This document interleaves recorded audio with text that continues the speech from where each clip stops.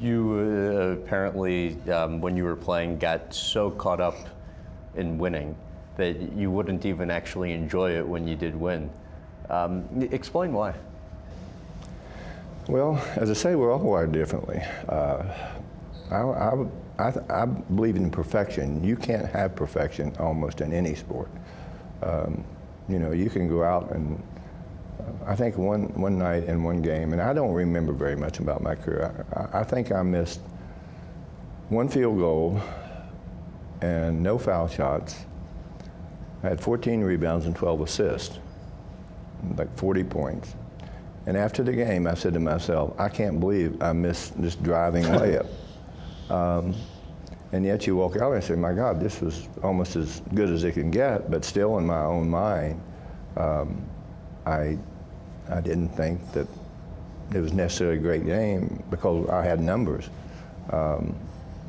We won, and that was the most important thing. But again, I analyzed everything that I did, horribly critical of myself, horribly.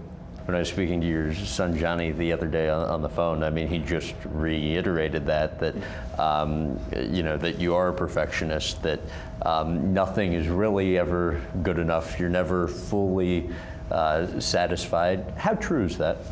Very true. And I think that's a part of the competitive nature of people.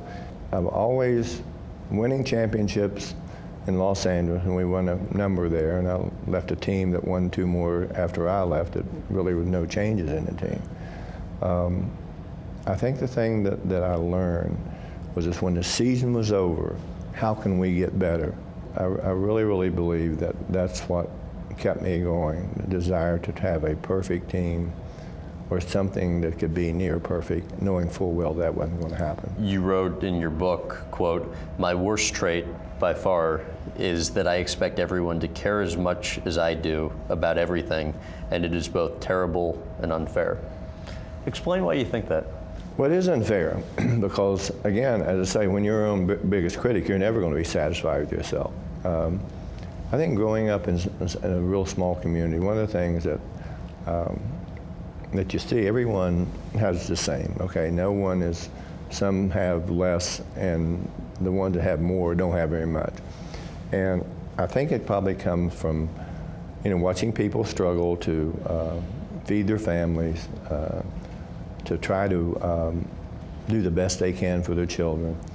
And I know that with me, the things that always drove me, I wanted to catch the biggest fish. I wanted to be the fastest guy in school, which I was. I wanted to be able to jump higher than anyone in school, and I was. It was just part of my DNA. I don't believe, I think if you hold yourself at a lesser esteem, then it's not going to work in getting to the top of the mountain.